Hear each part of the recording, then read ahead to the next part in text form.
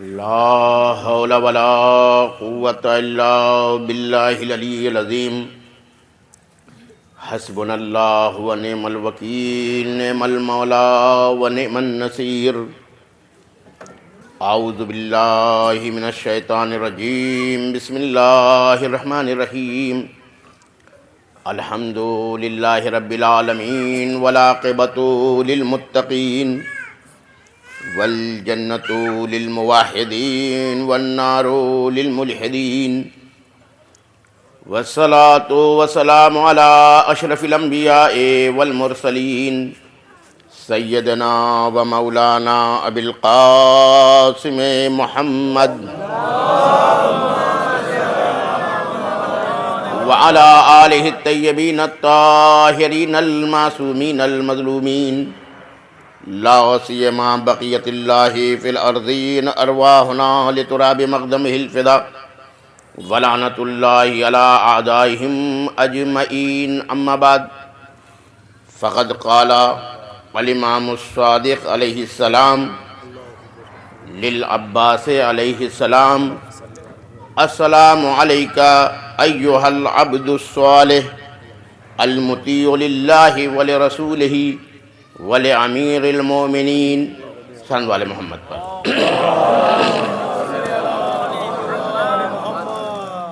عزیزان گرامی،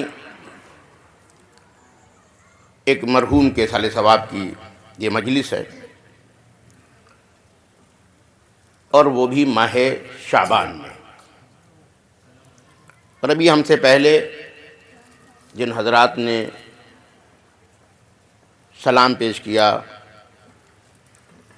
اس میں انہوں نے جناب عباس کا ذکر کیا، اور ابھی ماہ شعبان کا بھی ذکر کیا گیا، تو مناسب یہی سمجھا کہ ایسے موضوع کا انتخاب کیا جائے کہ ان ہستیوں کے فضائل بھی سامنے آ جائیں، اور باپ کی حیثیت اور اس کی ذمہ داری بھی سامنے آ جائے۔ ایک باپ کے سال ثواب کی یہ مجلس ہے۔ دیکھیے، جب ماہ شعبان یا ماہ رجب آتا تھا، جس طریقے سے عالم مادہ کے لیے موسم بہار ہے، جسم کے لیے، جسمانیت کے لیے موسم بہار ہے، اسی طریقے سے روح یا عالم ملکوت کے لیے، روحانیت کے لیے، معنویت کے لیے موسم بہار ہے۔ اور بہار کے 3 مہینے ہوتے ہیں، اسی لیے پیغمبر نے روحانیت کے موسم بہار کو رجب اور شعبان اور رمضان قرار دیا ہے۔ توجہ چاہ رہا ہوں، رجب کا مہینہ، شعبان کا مہینہ اور رمضان کا مہینہ، یہ روحانیت کے لیے کیا ہے؟ موسم بہار ہے، کہ اگر سال بھر تم دنیا کے خزاں کا شکار ہو کر کے اور اپنی روح کو گناہوں سے آلودہ کر لیا ہو، اور اپنی روح کو موت سے ہمکنار کر لیا ہو، تو جیسے میں نے جسم کے لیے ایک موسم بہار قرار دیا تھا، یہ پیڑ بڑے ہرے نظر آ رہے تھے، بڑی تازگی تھی ان کے اندر، سرسبز و شاداب تھے، انسان دیکھے تو اس کے نور میں اضافہ ہو جائے، ہے نا؟ لیکن جب زمانے کی مار اس پر بھی پڑتی ہے، تو وہی پیڑ جو سرسبز و شاداب نظر آ رہا تھا، اب پتے زرد ہو گئے اور سارے پتے جھڑ گئے، وہ ٹہنیاں جو ہری بھری نظر آ رہی تھیں، اب وہ ہمیں مردہ نظر آنے لگیں۔ آواز قدرت آئی، میں عالم مادہ کی تبدیلی کے ذریعے سے تمہیں یہ پیغام دینا چاہتا ہوں کہ جیسے جسم مردہ ہو جانے کے بعد میں دوبارہ اسے زندہ کر دیا کرتا ہوں، ایسے ہی جب روح مردہ ہو جائے تو اسے بھی ہم دوبارہ زندگی دے دیا کرتے ہیں۔ لہذا آپ دیکھیں کہ موسم بہار میں جس پیڑ کو ہم مردہ سمجھ رہے تھے، ٹہنیاں خشک ہو چکی تھیں، اب ہم نے سمجھا اس پر نہ تو پتے آئیں گے نہ اس پر پھل آئیں گے، یہ تو بالکل ہی ختم ہو گیا ہے، مگر ادھر موسم بہار آیا ہے۔ اب وہی پیڑ جو مردہ نظر آ رہا تھا، جس کے اوپر کوئی پتیاں نہیں تھیں، دھیرے دھیرے جو ہے اس میں پتیاں بھی نکل آئیں، اور اگر پھول کا پیڑ تھا تو کلیاں بھی نکل آئیں، اور دھیرے دھیرے پھول بھی آ گئے اور چمن مہک گیا۔ توجہ چاہ رہا ہوں۔ تو عزیزان گرامی، جیسے عالم مادہ اور عالم جسم کے لیے اللہ نے موسم بہار قرار دیا ہے، ویسے ہی اگر روح مردہ ہو جائے تو اس کی زندگی کے لیے بھی اللہ نے ہمیں 3 مہینے دیے ہیں جو موسم بہار ہیں روحانیت کے لیے۔ اور ایک جملہ کہوں، سب سے تیز جو ہمیں روحانیت اور معنویت تک جو ذات ہمیں پہنچاتی ہے، اس کا نام حسین ابن علی ہے۔ بس توجہ چاہ رہا ہوں گرامی، دیکھیں میں بہت باتوں کو سمیٹ کر کے بات کرنا چاہتا ہوں، ظاہر سی بات ہے کہ موضوع دوسرا ہے، لیکن وقت بھی اب تقاضا ہے کہ بات کو سمیٹ کر کے گفتگو کی جائے، تو اس لیے میں بہت سی باتوں کو چھوڑ رہا ہوں اور صرف اشارہ کر رہا ہوں کہ آپ دیکھیے کہ امام حسین علیہ السلام کربلا ہمیں روحانیت سے سب سے زیادہ قریب بھی کرتی ہے اور سب سے جلدی ہماری روحانیت میں اضافہ کر دیتی ہے۔ ایسے اضافہ کرتی ہے کہ بس اب دیکھیے مثال اس کو سمجھ لیجئے گا اور اسی میں ساری باتیں ہیں کہ اگر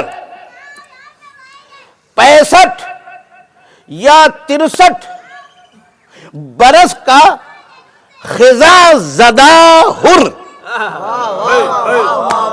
میں توجہ کہہ رہا ہوں، اگر 63 سال ہے، 65 سال ہے، بعد نے لکھا 67 سال ہے، اس سے زیادہ تو نہیں ہے نا، 3 اختلاف روایتوں کی بنیاد پر 63 سال معمولی بات نہیں ہے، 65 سال معمولی بات نہیں ہے، 67 سال معمولی بات نہیں ہے، مگر توجہ چاہ رہا ہوں کہ وہ جو خزاں زدہ تھا اور جو مردہ تھا، مگر جب کربلا اور حسین سے وابستہ ہوا تو اتنے زمانے کے فاصلے کو حسین نے سمیٹ کر کے ایک دن میں اسے حر بنا دیا۔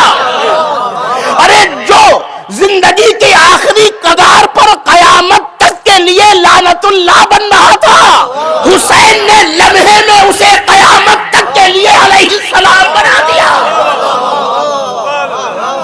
میں نے اتنی جلدی روحانیت میں اضافہ ہوتے ہوئے نہیں دیکھا۔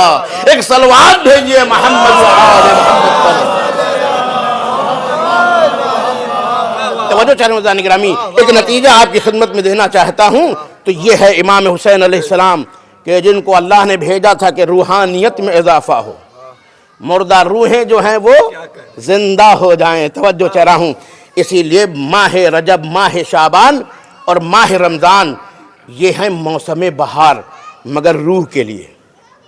اسی لیے جب یہ مہینہ آتا تھا تو پیغمبر ایک دعا کرتے تھے اور وہ کہتے تھے کہ بارک لنا فی رجب و شعبان، پروردگار میرے لیے رجب کو، شعبان کو بابرکت قرار دے دے، میرے لیے رجب اور شعبان کو بابرکت قرار دے دے، وَبَلِّغْنَ شَهْرَ رمضان، اور پہنچا دے ماہ رمضان تک۔ تو اس کا مطلب یہ ہوا کہ رجب اور شعبان مقدمہ ہے، اور جو اس مہینے سے برکت لے لے وہ اس لائق بنتا ہے کہ ماہ رمضان تک پہنچے۔ اب دیکھیں بہت رخ ہے اس میں، لیکن میں تمام رخوں کو چھوڑ رہا ہوں۔ تو اب اگر آپ دیکھیں تو ایک برکت ہے نسل کی برکت، اور پھر نسل ایسی ہو کہ جس کی برکت یہ ہو کہ کمال ہی کمال ہو.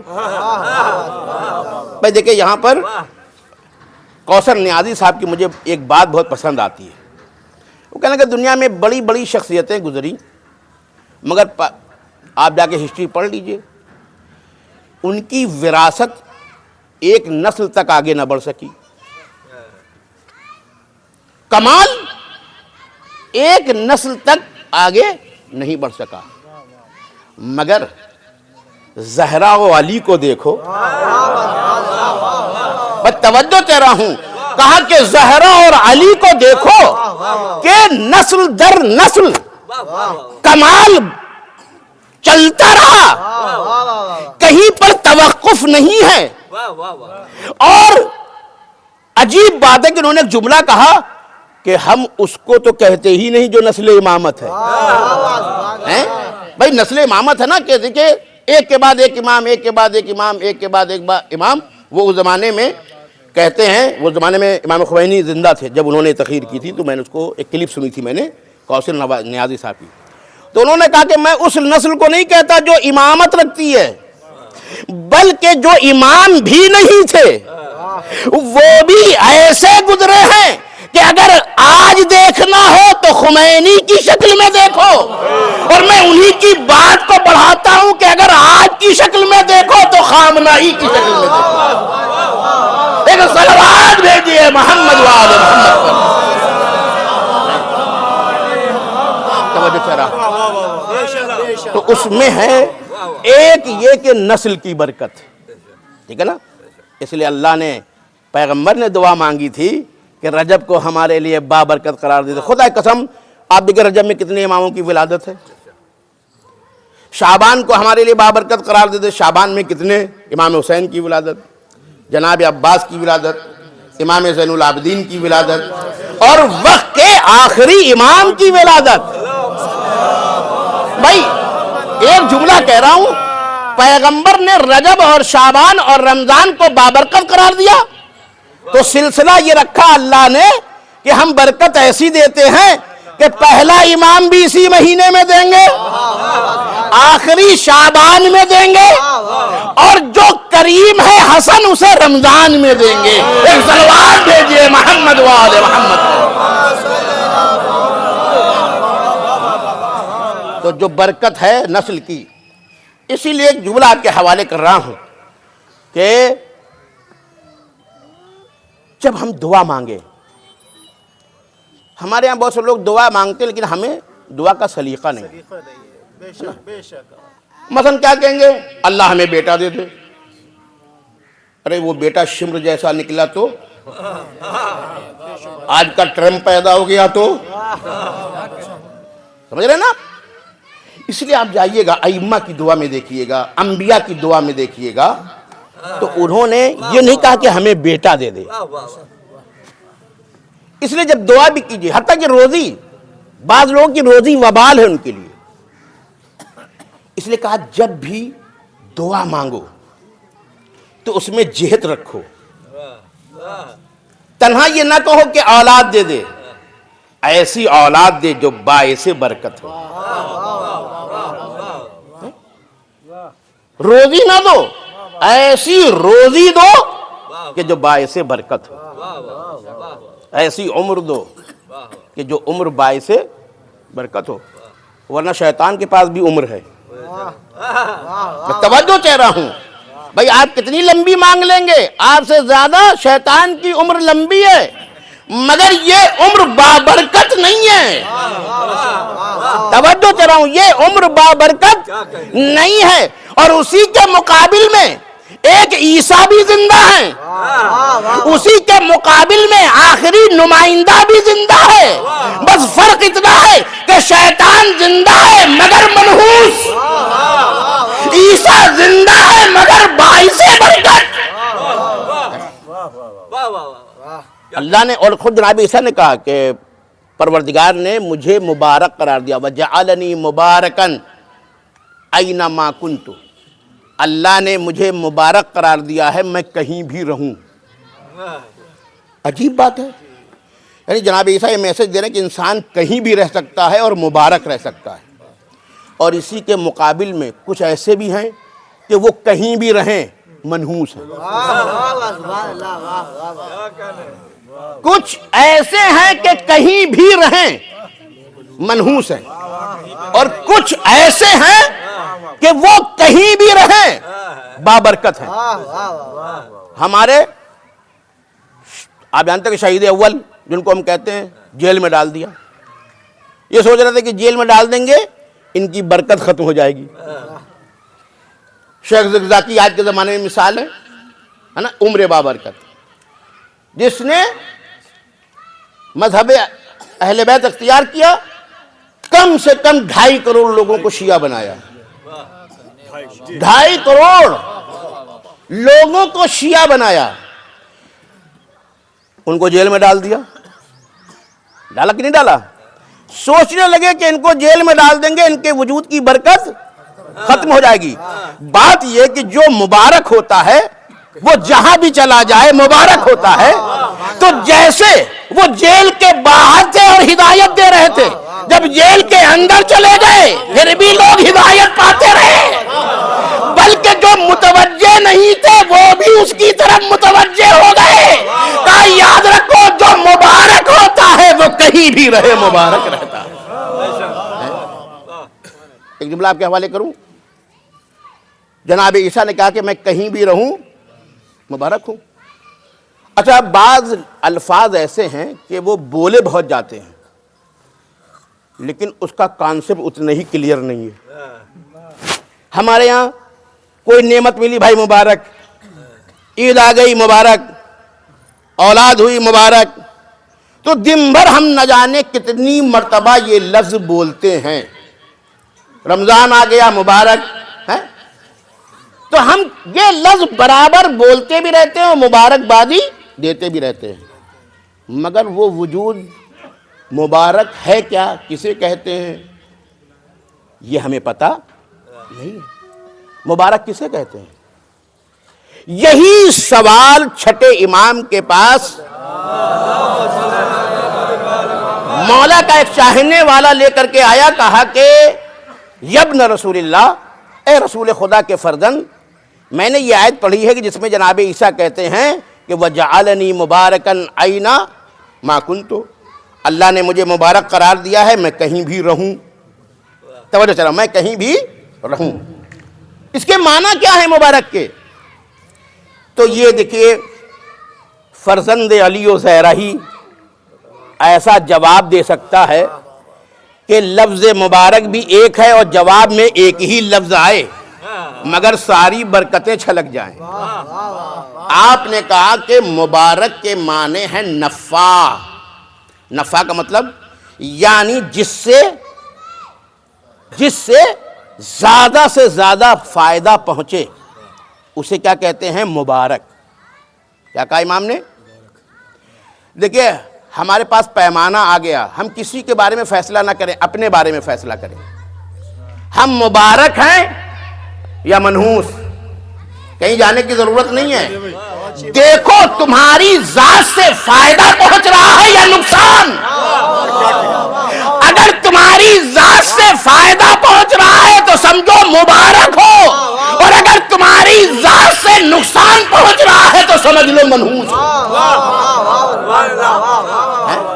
خدا کی قسم بعض لوگ تو ایسے ہیں کہ ان کی ذات سے خود ان کو فائدہ نہیں ہے.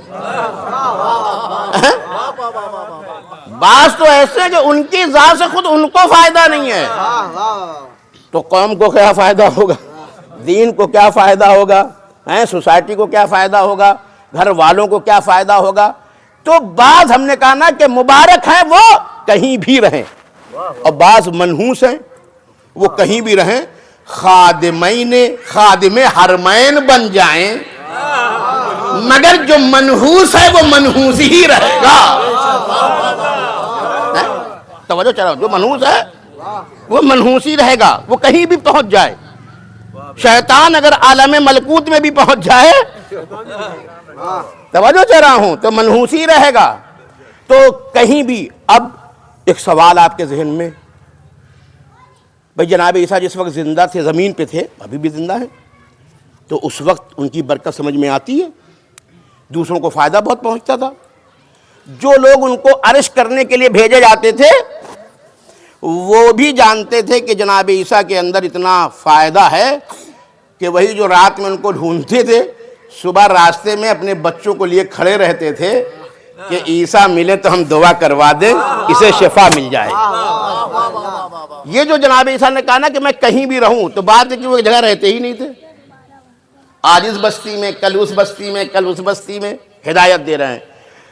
بیمار کھڑے رہتے تھے کہ ابھی آئیں ہم دعا کرائیں گے، وہ دست شفقت پھیرتے تھے، نابینا کو بھی آنکھ مل جاتی تھی، مردے کو زندہ کر دیا کرتے تھے. یہ ہے ان کی برکت.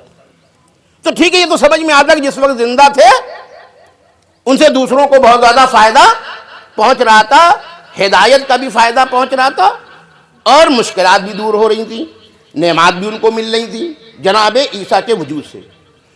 میرا سوال ہے آج ان کے وجود سے کیا برکت ہے؟ اللہ نے ان کو زندہ رکھا ہے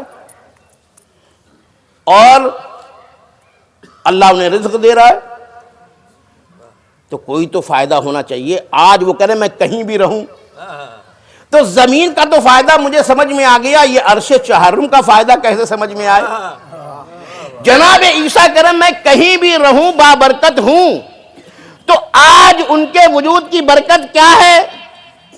کہا میرے وجود کی ایک برکت یہ ہے کہ میں شکی مزاجوں کے شک کو ختم کر دیتا ہوں.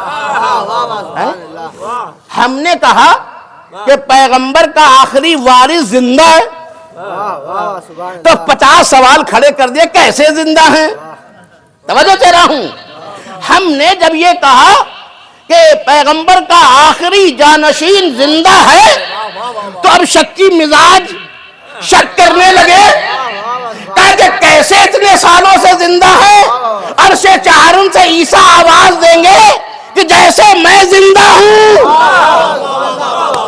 ارے تعجب ہے مجھے ایسے لوگوں پر جو شیطان کی زندگی میں شک نہیں کرتے مگر رحمان کے نمائندوں کی زندگی میں شک کرتے ہیں. ایک صلوات بھیجیے محمد وآلہ. توجہ چاہ رہا ہوں گرامی. تو جو شکی مزاج ہیں آج ان کو شک سے نکالتے ہیں جناب عیسیٰ. کہتے دیکھو جیسے اللہ کا یہ نمائندہ بہت زمانے سے زندہ ہے، ویسے ہی پیغمبر کا جانشین بھی کیا ہے؟ زندہ ہے. تو آج بھی ایک برکت سمجھ میں آئی. آئندہ کیا ہوگا بھائی؟ آئندہ کیا ہوگا؟ وہ کہہ رہے ہیں میں کہیں بھی رہوں باعث برکت ہوں.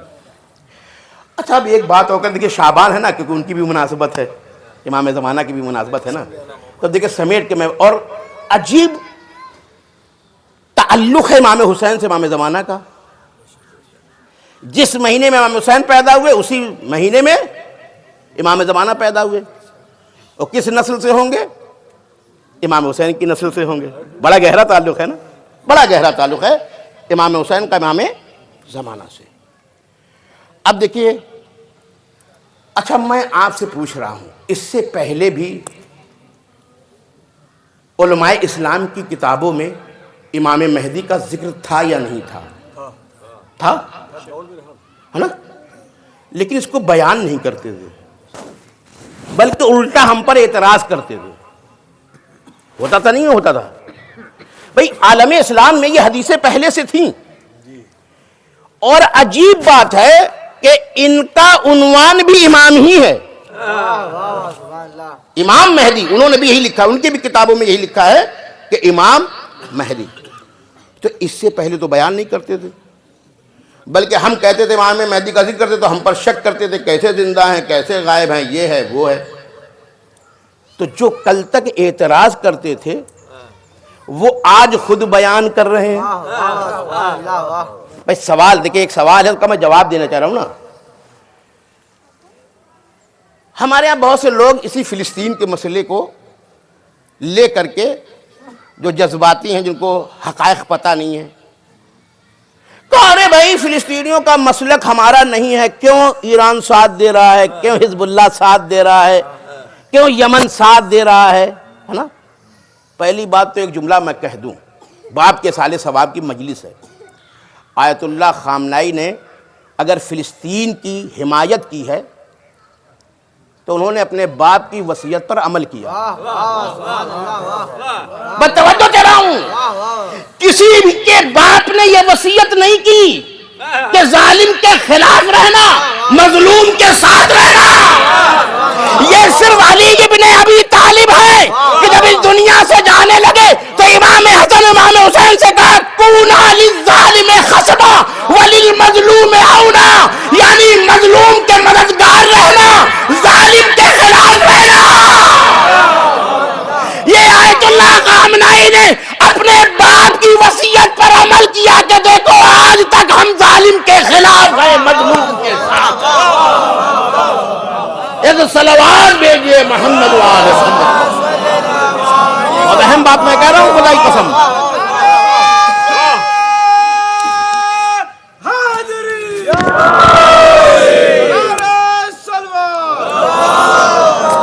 توجہ چاہ رہا ہوں خدا نگرامی, یہ بہت ہی اہم بات ہے جو میں آپ کی خدمت میں کرنا چاہتا ہوں. سوال کو سمجھیے کہ کسی کے باپ نے یہ وصیت نہیں کی ہے. مظلوم کہاں ہے؟ مظلوم کوئی بھی ہو سکتا ہے اور ظالم بھی کوئی ہو سکتا ہے, ٹھیک ہے نا. مولا علی نے جو وصیت کی ہے وہ یہی ہے. اسی لیے توجہ چاہ رہا ہوں, دیکھیں فلسطین آج ایک محور بن گیا, محور بن گیا نا, محور بن گیا ہے. تو امام زمانہ سے اس کا ربط کیا ہے؟ اور نائب نے اگر ساتھ دیا ہے تو اس کا بھی ایک مقصد ہے, اس کا بھی ایک ایم ہے. بھائی جب نائب ہو کر کے ظلم کے خلاف بول رہا ہے, مظلوم کی حمایت کر رہا ہے, تو یہ تو نائب ہے کسی اصل کا, اور اصل کا کام ہی ہے پوری دنیا سے ظلم کا خاتمہ. اصل کا کام ہی ہے پوری دنیا سے ظلم کا خاتمہ اور عدل کی حکومت کا قائم کرنا. تو اصل کے آنے سے پہلے نائب کی ذمہ داری ہے کہ وہ راہ ہموار ہو, وہ راہ ہموار ہو. توجہ چاہ رہا ہوں. اب جب راہ ہموار ہوگی تو اب مبارک, دیکھیں مبارک, میں کہا جناب عیسیٰ کیا ہے؟ مبارک ہے, زندہ ہیں, آئندہ بھی رہیں گے. تو اللہ اتنے دن کیوں زندہ رکھے؟ کوئی مقصد ہے یا نہیں ہے؟ کہا ہاں مقصد ہے, کیونکہ آخری نمائندہ آئے گا, ہے نا. اچھا عجیب بات ہے, عجیب بات ہے, عیسیٰ بھی ایک نمائندگی کریں گے اور ہمارے امام بھی ایک نمائندگی کریں گے. کبھی آپ نے سوچا اتنے بڑے شہر دنیا میں وجود میں آ چکے ہوں گے, مگر امام زمانہ آئیں گے تو مکے میں. بھائی مکے سے کیوں آئیں گے؟ مکے میں اس سے بڑے بڑے شہر دنیا میں پائے جاتے ہیں, بہت ترقی یافتہ شہر پائے جاتے ہیں, وہاں آتے. کہا نہیں, بات تم سمجھے نہیں, باپ کی دعا کا اثر دکھانا ہے. بھائی جناب ابراہیم نے کہاں دعا مانگی تھی؟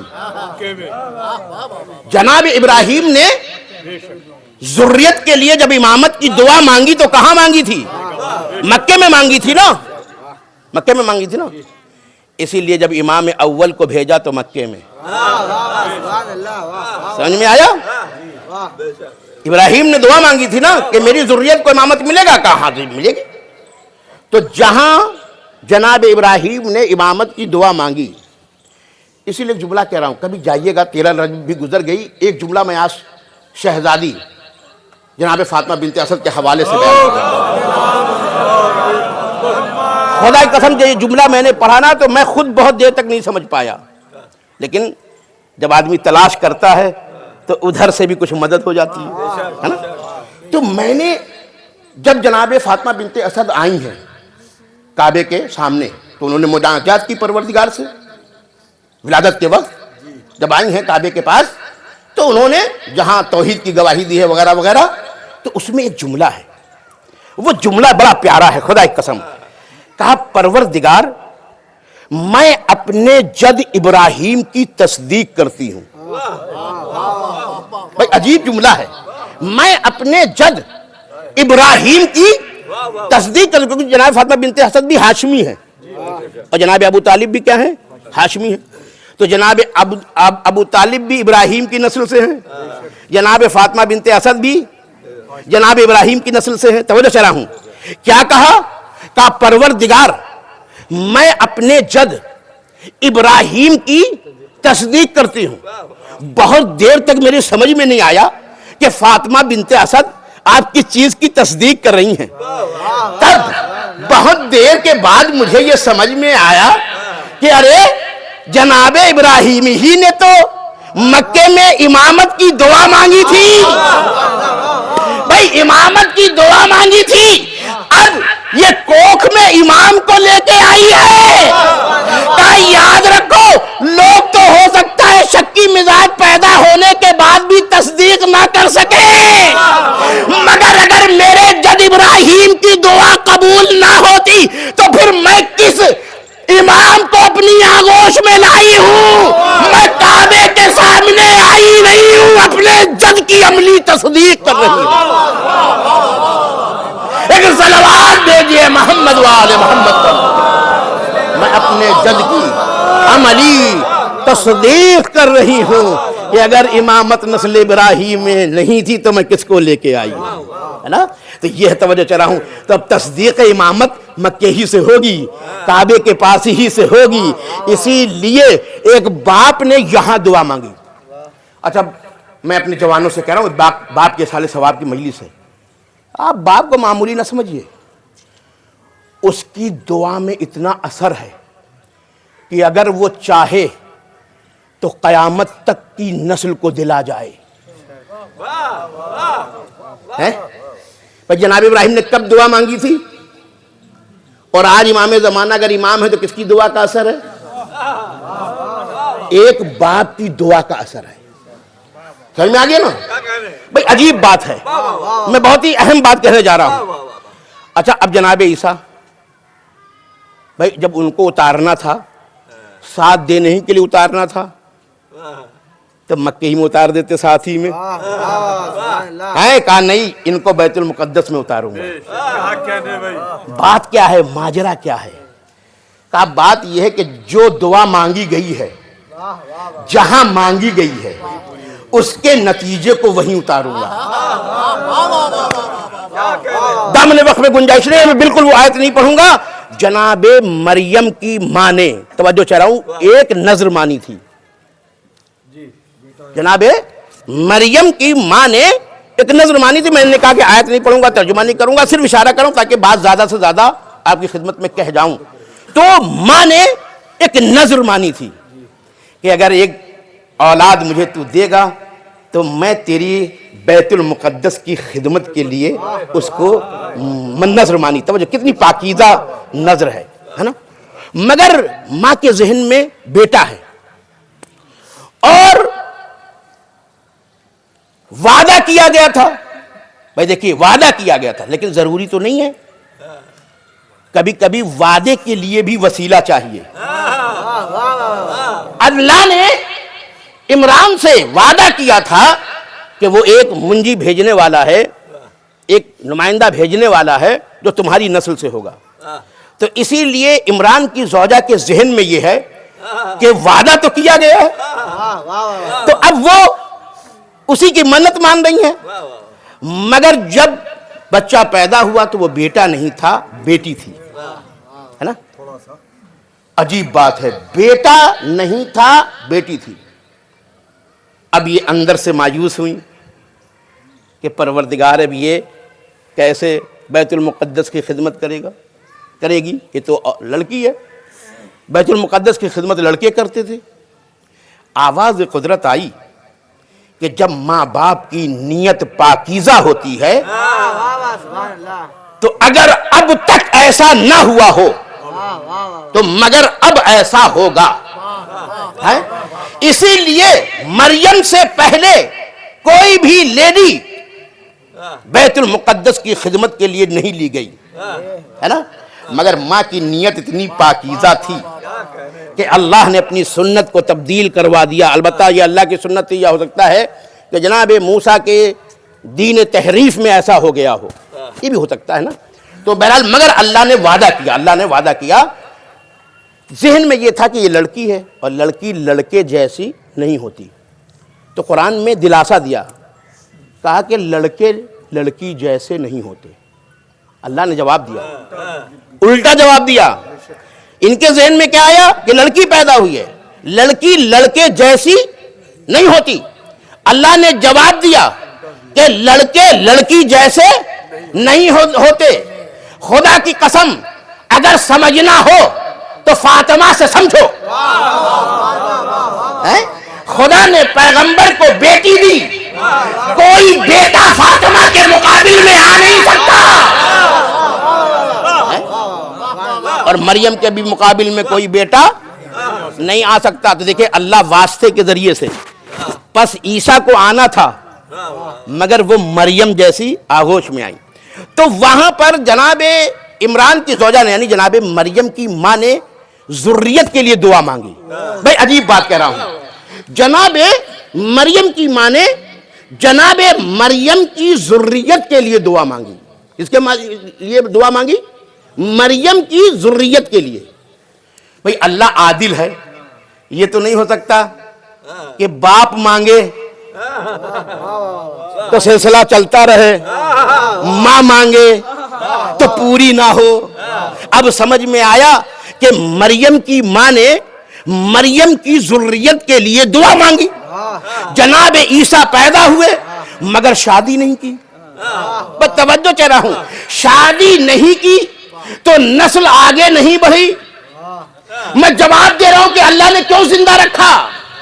کہا یاد رکھو اگر نسل چلے گی تو ذریت کو باقی رکھوں گا، اور اگر عیسیٰ شادی نہیں کریں گے تو اب عیسائی کو ذریت بنا کے زندہ رکھوں گا.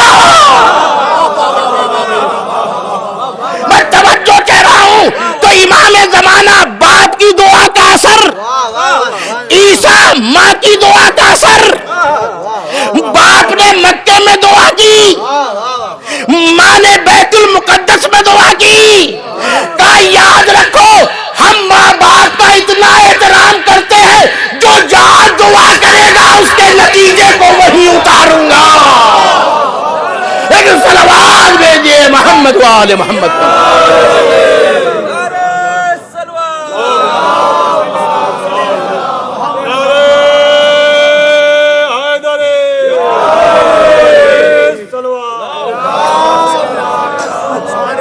توجہ کراؤں، بات کہیں کی کہیں چلی گئی، لیکن کوئی بات نہیں. ماشاءاللہ سے کبھی کبھی ذہن میں جو باتیں آتی ہیں وہ شاید اس سے بھی بہتر ہو جاتی ہیں، ہے نا.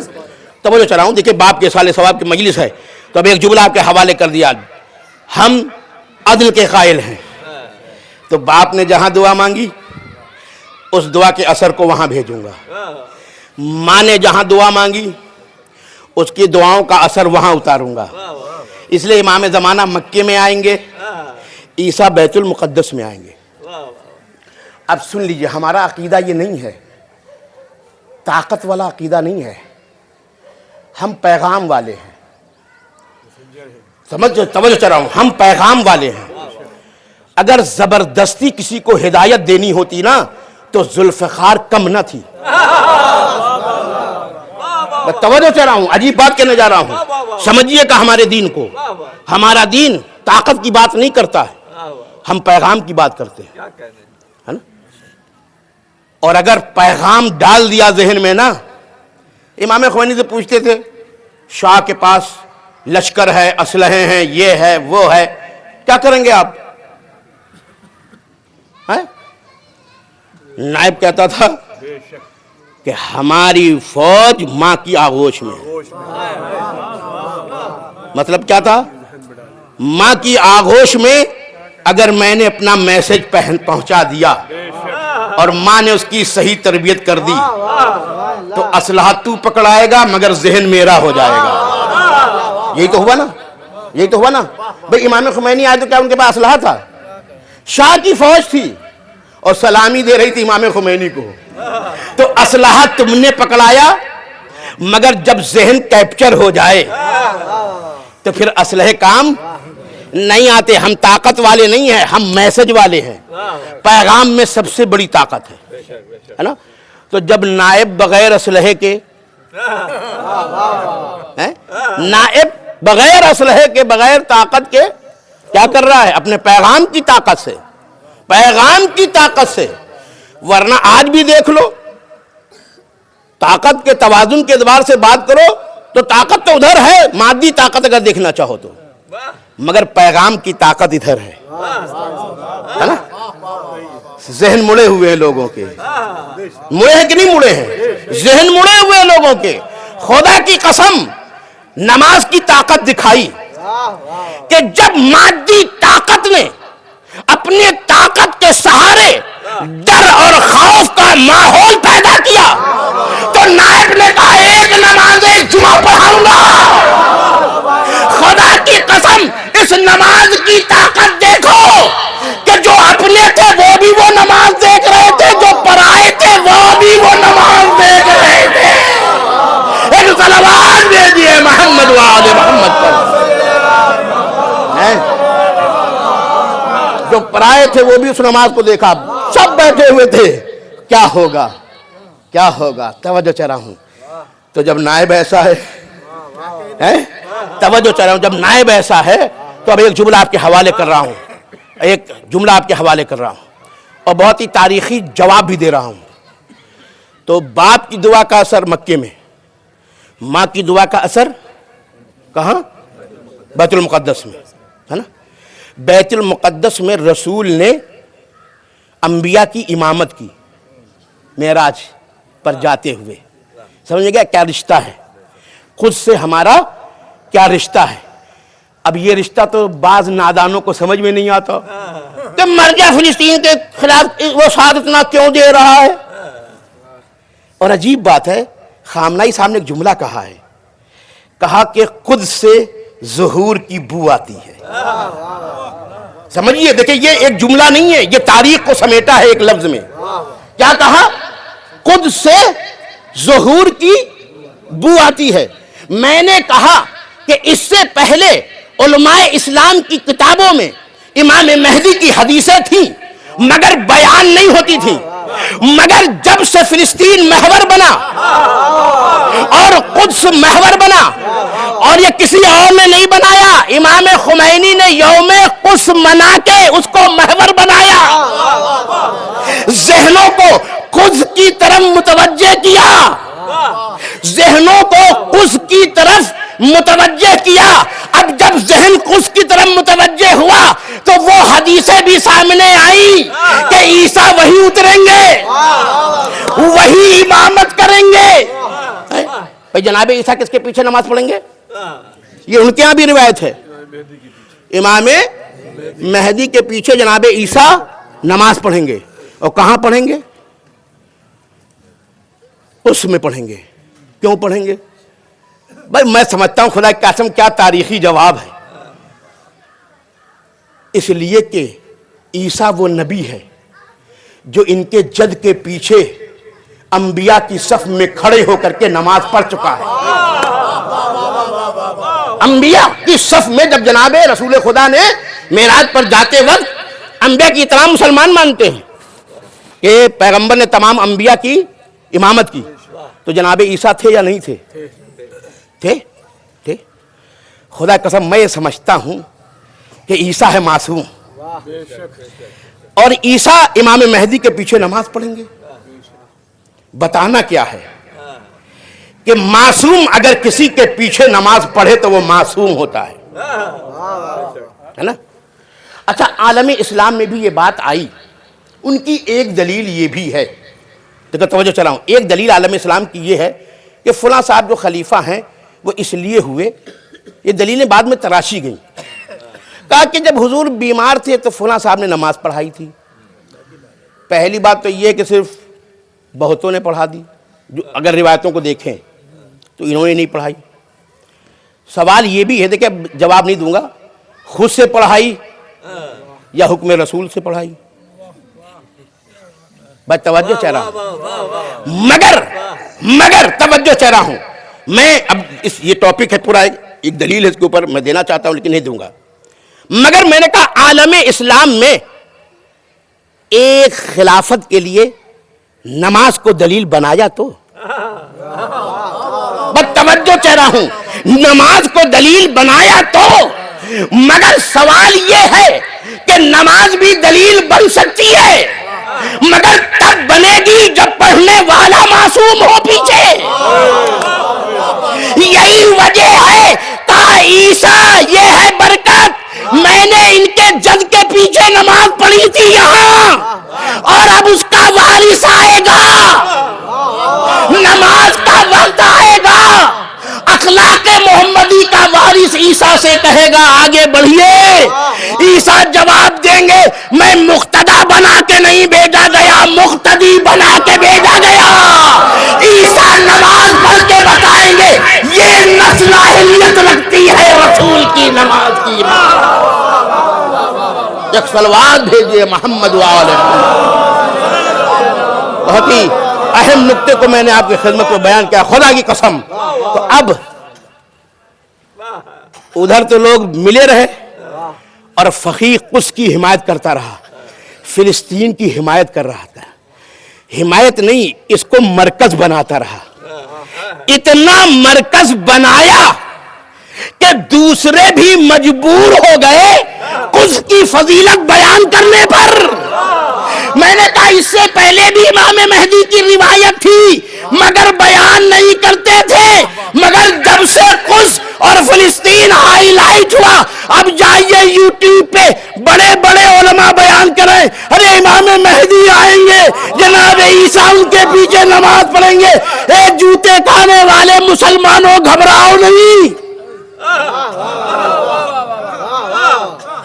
دیکھیں میں نے بہت بڑی بات کہی ہے. آج کیوں مجبور ہوئے؟ کیونکہ ہر طرف سے مایوس ہو گئے، جوتے کھا رہے ہیں جہاں بھی ہیں، مایوس ہو گئے. یاد رکھنا مایوسیوں میں صرف امید کی کرن اہل بیت ہے. اسی لیے اب آج امام مہدی کو بیان کیا جا رہا مایوس نہ ہو، حضور نے فرمایا ہے ایک دن وہ آئیں گے پوری دنیا پہ عدل کی حکومت قائم ہوگی. یعنی تم ایسی جوتے نہیں کھاؤ گے، آنے والا ہے، اب اس کی طرف متوجہ ہو. فقیہ نے کہا دیکھا نائب وہی ہے جو اصل کی طرف جوڑے. ایک صلوات بھیجیے محمد وآلہ محمد. نائب وہی ہے جو اصل کی طرف جوڑ دے انسان کو. یہی وجہ ہے کہ ہم طاقت کے قائل نہیں ہیں، پیغام کے قائل ہیں، ہے نا. اب ان کی برکت جناب عیسیٰ کی بات انہی پہ آ گئی تو انہی کی بھی سن لیجئے.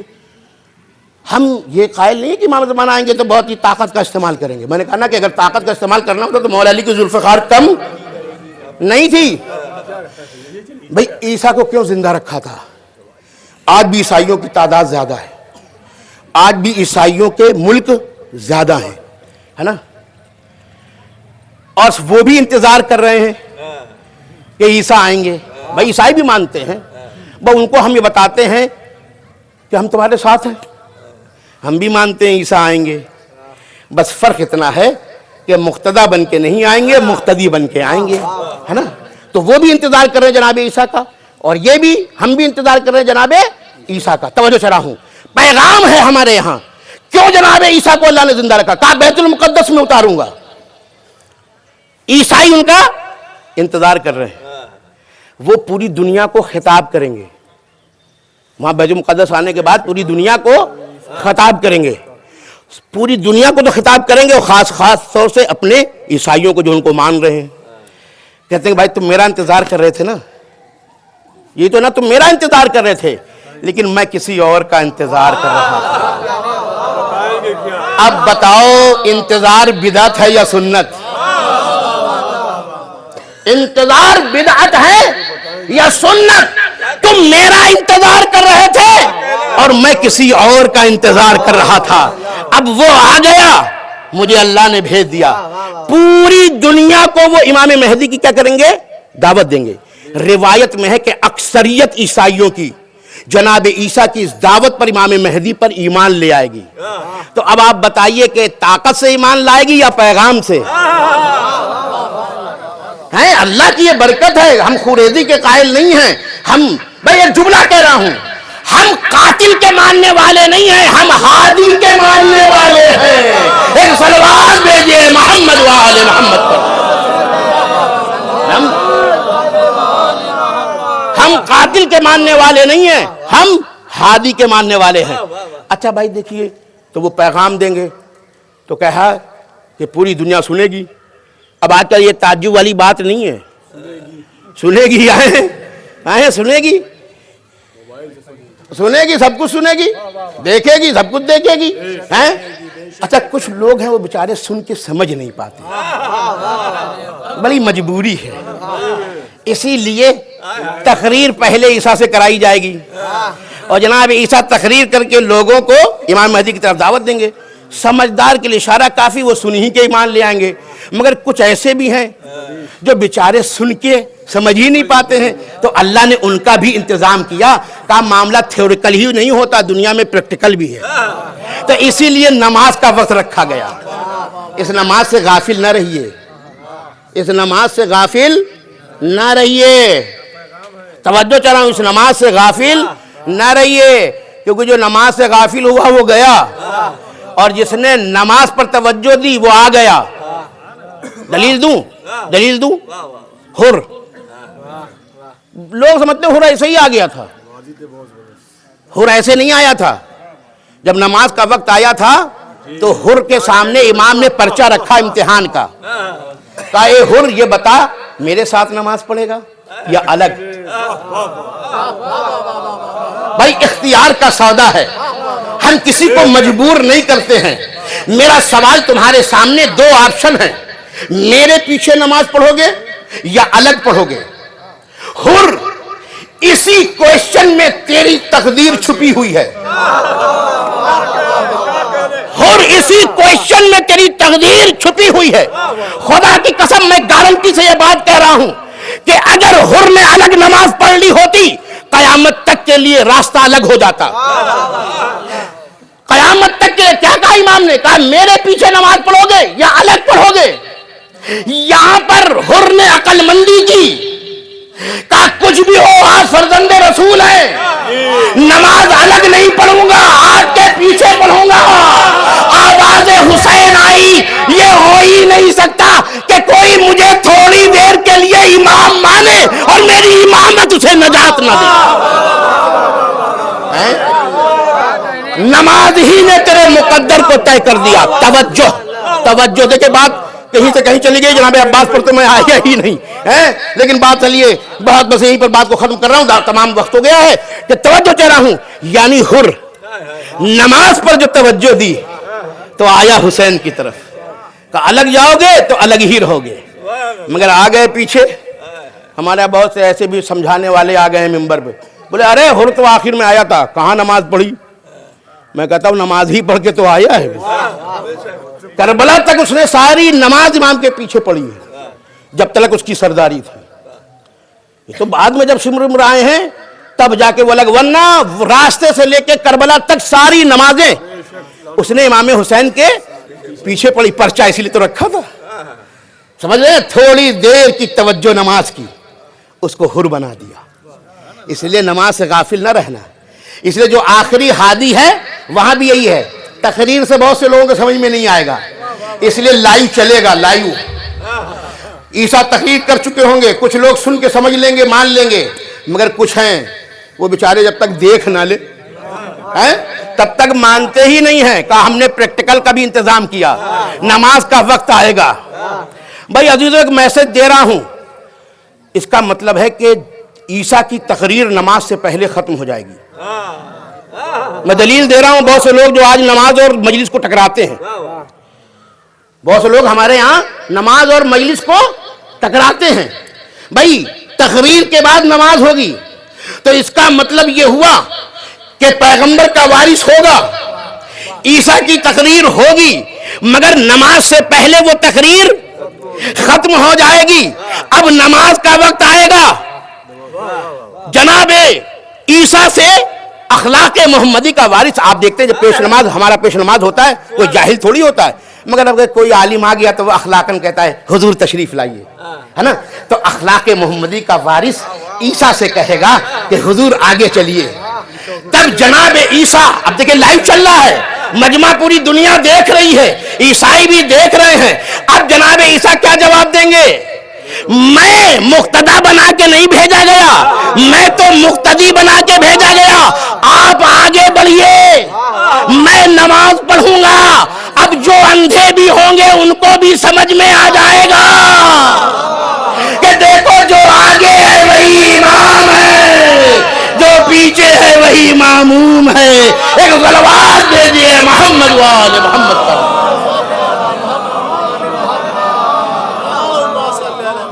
اور گویا باپ کی دعا اور ماں کی دعا جب ساتھ مل جائے گی تو پوری دنیا میں عدل قائم ہو جائے گا.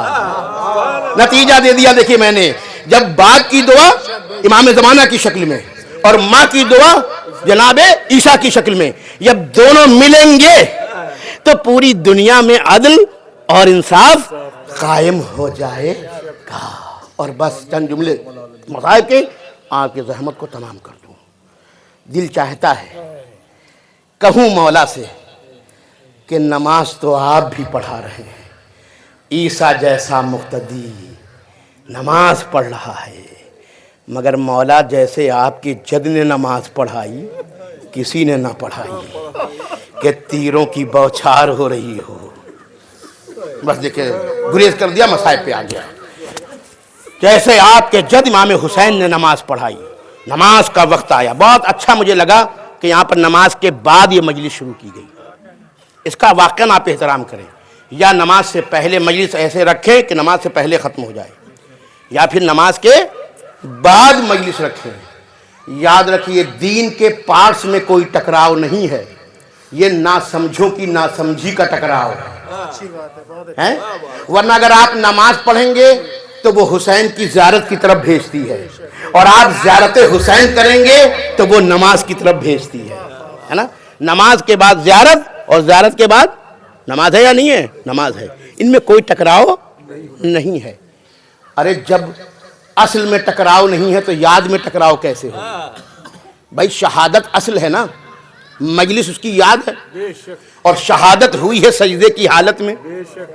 تو جب شہادت اور نماز ساتھ ساتھ ہے تو یاد اور نماز ساتھ ساتھ نہیں چل سکتی ہے. تو یہ تو ہماری ناسمجھی کا ٹکراؤ ہے, ورنہ وہاں تو کوئی ٹکراؤ ہی نہیں ہے نا. اسی لیے خدا کی قسم اس کو اہمیت دیجیے کہ کربلا میں جنگ کا ماحول ہے, اور آنے والا صحابی کہتا ہے مولا آخری نماز چاہتے ہیں آپ کے پیچھے پڑھ لیں. عجیب بات ہے, آخری نماز با جماعت کہہ رہے ہیں. مطالبہ یہ ہے, یہ جو امام نے کہا نا کہ جیسے صحابی مجھے ملے کسی کو نہیں ملے. ایک جملہ کہہ رہا ہوں, جنگ کے ماحول میں نماز کے خاص احکام ہیں, اس کو نماز خوف کہتے ہیں. یعنی آپ لڑتے ہوئے بھی نماز پڑھ سکتے ہیں, اس میں قبلہ ہونے کی بھی شرط نہیں ہوتی. توجہ چاہ رہا ہوں, دیکھیں یہ سب بتا رہا ہوں کیونکہ جب انسان مذہب کو نہیں سمجھتا, بہت سے ایسے بھی ہیں جو ممبر پہ آتے ہیں اور وہ کہتے ہیں کہ سعید و زہیر نے کہاں نماز پڑھی. کہتے کہ نہیں کہتے ہیں؟ سعید و زہیر نے کہاں نماز پڑھی, یعنی ان کو سعید و زہیر یاد نظر آ رہے ہیں, امام حسین نظر نہیں آ رہے ہیں. امام حسین کے پیچھے جو پڑھ رہے ہیں وہ نظر نہیں آ رہے ہیں, ہے نا. ہو رہا ہے یا نہیں ہو رہا ہے؟ کہتے ہیں کہ سعید و زہیر نے کہاں نماز پڑھی. میں کہتا ہوں چلو مان لیتے کہ نہیں پڑھی, پڑھوا تو رہے تھے, تو یہ ذاکر صاحب آپ بھی پڑھوائیے لوگوں کو نماز. وہ تو نماز سے روکنے ہی کے لیے کہتے ہیں نا کہ سعید و زہیر نے کہاں پڑھی.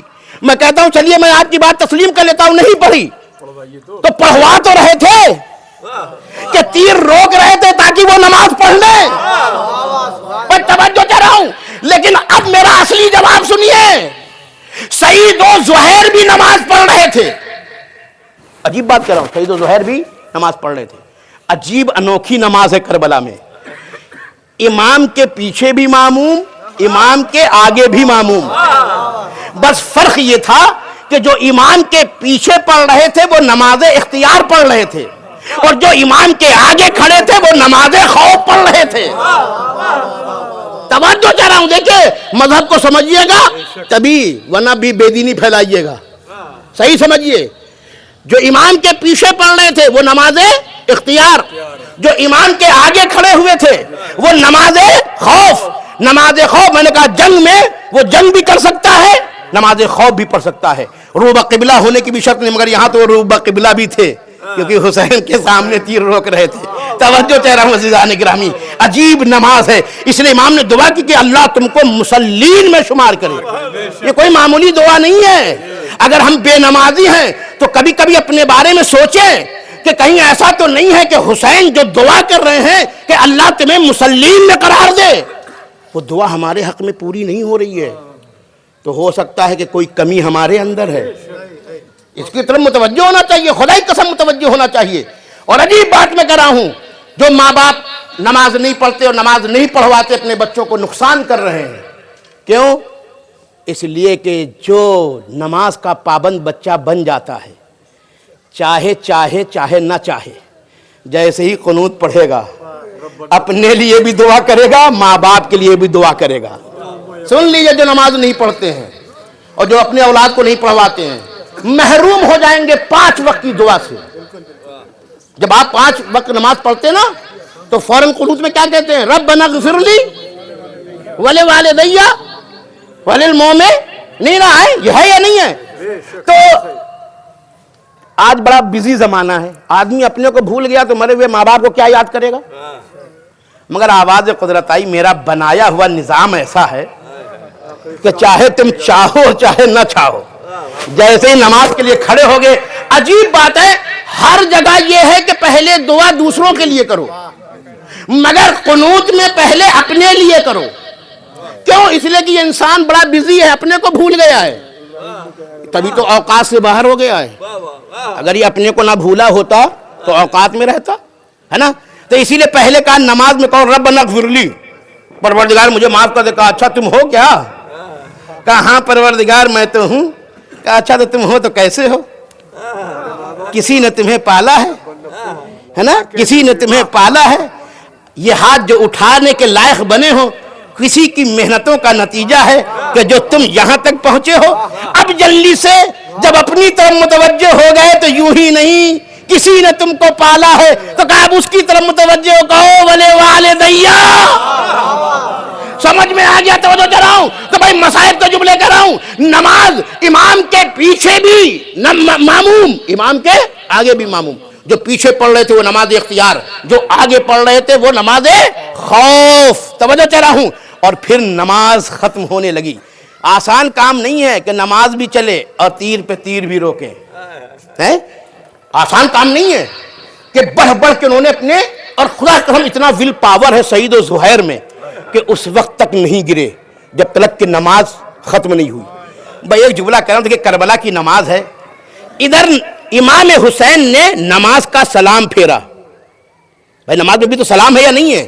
نماز میں سلام پھیرا، اور ادھر انہوں نے سلام پھیرا، ادھر سے سعید و زہیر نے کہا السلام علیکہ یا ابا عبداللہ۔ یہی تو ہے نا ہماری نماز۔ ادھر ہم نماز پڑھتے ہوئے کہتے ہیں السلام علیکہ یا ابا عبداللہ، کربلا سے جڑے ہوئے ہیں ہم۔ توجہ چاہ رہا ہوں، تیروں پہ تیر روکنے کے باوجود اب جب گرنے لگے تو کہا السلام علیکہ یا ابا عبداللہ۔ حسین اٹھے، گرتے ہوئے کو سینے سے لگا لیا۔ خدا کی قسم اگر ہم نے کسی کی اتنی قربانی دی ہوتی تو ہم فخر کرتے، مگر یہاں ہے اصحاب حسین۔ عجیب جملہ کہا، جیسی حسین نے سینے سے لگایا کہا مولا حق ادا ہوا یا نہیں؟ ہائے، تیر پہ تیر کھائے ہوئے ہیں، زخم پہ زخم کھائے ہوئے ہیں، جسم درد میں مبتلا ہے، مگر یہ نہیں کہہ رہے ہیں کہا فرزند زہرا میں نے حق ادا کیا کہ نہیں ادا کیا؟ تو امام نے بشارت دی، ایک دعا کی کہ اللہ مسلین میں قرار دے، اور دوسری بات کہی، کہا میرا جج جام کوثر کو لے کر کے کھڑا ہے، تمہارا انتظار کر رہا ہے، بس جاؤ میرے جج کے ہاتھ سے سیراب ہو جاؤ۔ دعائے ندبہ میں ہم یہی دعا کرتے ہیں، جام پینے کی بات کرتے ہیں، یعنی کوثر کا جام، तवज्जो कह रहा हूं, इमाम ने कहा मेरा जज तुम्हारा इंतजार कर रहा है, अभी तुम जाओगे मेरे जज के हाथों से सैराब हो जाओगे। दिल कहता है कहूं सईद और ज़ुहैर बड़े प्यासे थे मगर तुम्हारी प्यास खत्म होने वाली है, आबे कौसर से सैराब होगे फिर प्यास न लगेगी, मगर तुम्हारा आका फिर भी प्यासा रहेगा। यही वजह है कि जब इमाम का सल्तन से जुदा हुआ और जुलजना ने अपना मुंह आका हुसैन के वो खून से तर किया, बेज़बान है बेज़बान। अजीजों, मरहूम के 40वें की मजलिस है। हमारे यहाँ ये रस्म होती है कि जब कोई करीबी आता है तो हम लिपट के रोने लगते हैं। कभी इंसान मौत में आता है, कभी मौत में नहीं आया, तीजे में आया, करीबी था, हम लिपट के रोने लगते हैं, गम ताज़ा हो गया। कभी कोई चहल्लुम में आता है, हम लिपट के रोने लगते हैं, गम ताज़ा हो जाता है। तो जब अपना कोई आता है मरने के बाद तो हम लिपट के रोने लगते हैं। कभी आपने सोचा कि शहादत हुसैन के बाद ज़ैनब का अपना कौन था, सकीना का अपना कौन था, जनाब रुबाब का अपना कौन है? हमने कहा जब भी कोई आता है मरने के बाद हम लिपट के रोने लगते हैं। खुदा की कसम ये जुलजना समझता है इस बात को। ज़ैनब इंतजार कर रही हैं, सकीना इंतजार कर रही कि आका हुसैन के साथ क्या हुआ, मुझे बताना है। बेज़बान कैसे बताए? आया इमाम हुसैन के खून में अपने मुंह को तर किया, भाई कुछ निशानी लेके जाऊं ना ताकि बीबियां समझे कि आका शहीद हो गए हैं। रिवायत के जुमले हैं कि चला खून लेकर के मुंह में मगर सर झुकाए हुए है, सोचता है सकीना को बताऊं तो कैसे बताऊं।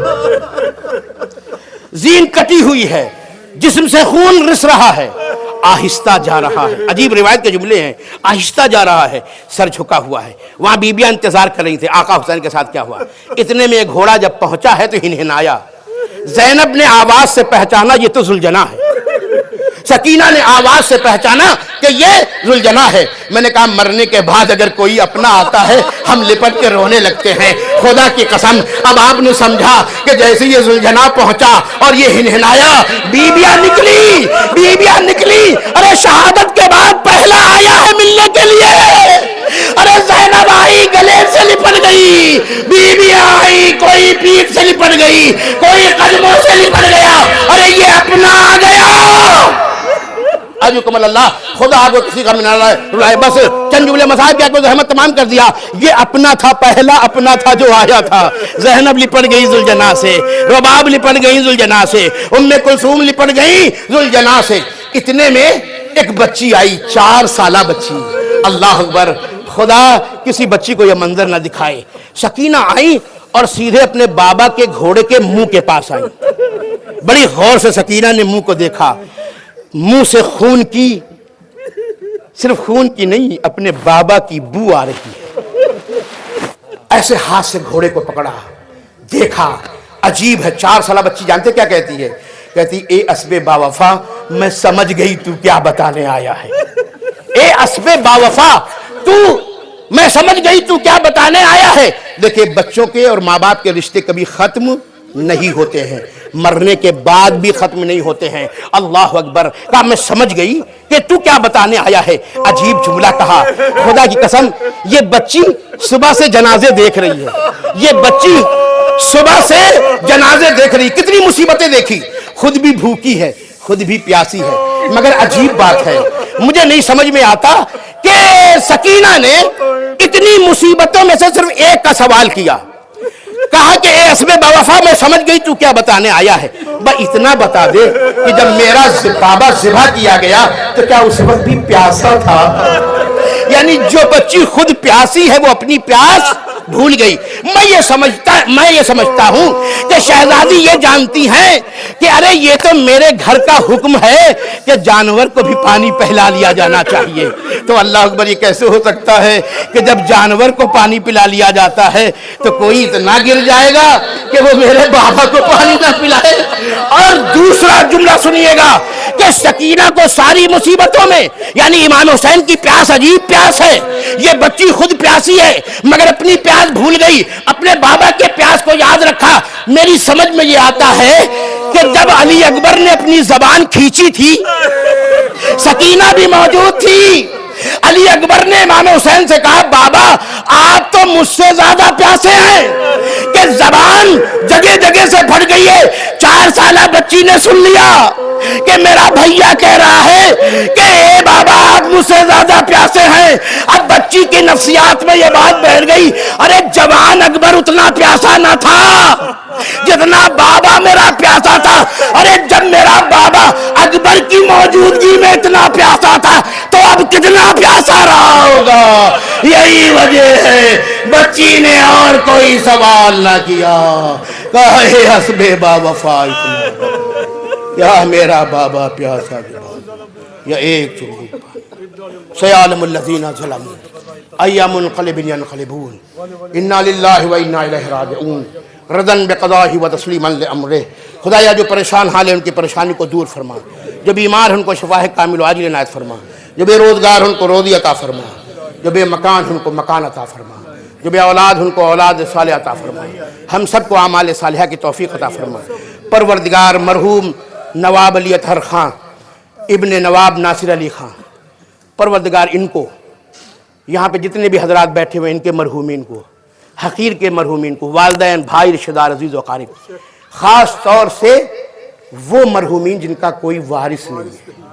پروردگار میں سب کے لیے دعا کرتا ہوں کہ اس مجلس کے ثواب میں سب کو شریک کریں. ہمارے مرحومین کو ہم سے راضی فرما, ہمیں ان کی دعاؤں میں شامل فرما. ہمارے تمام مرحومین کی من جملہ وہ مرحوم جن کے سال ثواب کی مجلس ہو رہی, پروردگار ان کے گناہان صغیرہ و کبیرہ کو بخش. پروردگار محمد اور آل محمد کے صدقے میں ان کے لیے بھی اور ہمارے تمام مرحومین کے لیے مرنے کے بعد کی تمام منزلوں کو آسان فرما. عذاب قبر, عذاب برزخ, عذاب نار سے محفوظ فرما. محمد اور آل محمد کی شفاعت نصیب فرما. خدا کی قسم یہ ماہ شعبان ماہ مغفرت ہے. امام حسین کے ذکر کے بعد دعائیں قبول ہوتی ہیں. پروردگار ہم آبرو نہیں رکھتے, ہم کیا کہتے ہیں یا وجیہن, ائمہ کے لیے کیا کہتے ہیں یا وجیہن عند اللہ, یعنی اللہ کے نزدیک آبرو محمد و آل محمد کی ہے. اے اللہ ہم بے آبرو ہیں مگر آقا حسین آبرو رکھتے ہیں, محمد اور آل محمد آبرو رکھتے ہیں. ان آبرو مندوں کے صدقے میں ہم سب بے آبروؤں کے تمام گناہان صغیرہ اور کبیرہ کو بخش دے. یہ میں مجاز نہیں کہہ رہا ہوں, یقیناً دعا کرنی چاہیے. ماہ مغفرت ہے, ماہ بخشش ہے. پروردگار ہم سب کے گناہان صغیرہ اور کبیرہ کو بخش دے. پروردگار ہماری عمر میں برکت عطا فرما, ہمارے رزق میں برکت عطا فرما, ہماری نسل میں برکت عطا فرما. پروردگار ہمیں صحت عطا فرما, ہمیں سلامتی عطا فرما, بیماریوں سے محفوظ فرما, جو بیماریاں اسے شفا کامل و عاجل عنایت فرما. پروردگار انقلاب اسلامی ایران, حزب اللہ لبنان, انصار اللہ یمن اور وہ تمام لوگ جو مقاومت کے حامی ہیں, جو مظلوموں کے حامی ہیں, جو حق کے حامی ہیں, پروردگار ان کی نصرت اور مدد, ان کو غلبہ عطا فرما. ان کو دشمنوں کے تمام شر اور سازش سے محفوظ فرما. تو ان کے دشمن ہیں ان کے شر اور ان کے سازشوں کو انہی کی طرف پلٹا دے, ان کو ذلیل کر دے, ان کو رسوا کر دے, ان پر اپنے عذاب کو مسلط کر دے, ان کو شکست کامل سے دوچار کر دے. وارث فاطمہ کے ظہور میں تعجیل فرما. ہمیں اور ہماری ذریت کو اس لائق بنا دے کہ ہم ان کو منہ دکھانے کے لائق بھی بنے اور ان کے ناصرین میں شمار کیے جائیں. وآخر دعوانا الحمدللہ. اب ذرا سے گزارش ایک مرتبہ سورہ حمد اور 3 مرتبہ سورہ توحید کی تلاوت فرما کے مرحوم نواب علی اطہر خان ابن عرف علی نواب صاحب ابن نواب ناصر علی خان کے مرحوم کے روح کو اصال فرمائے. اللہ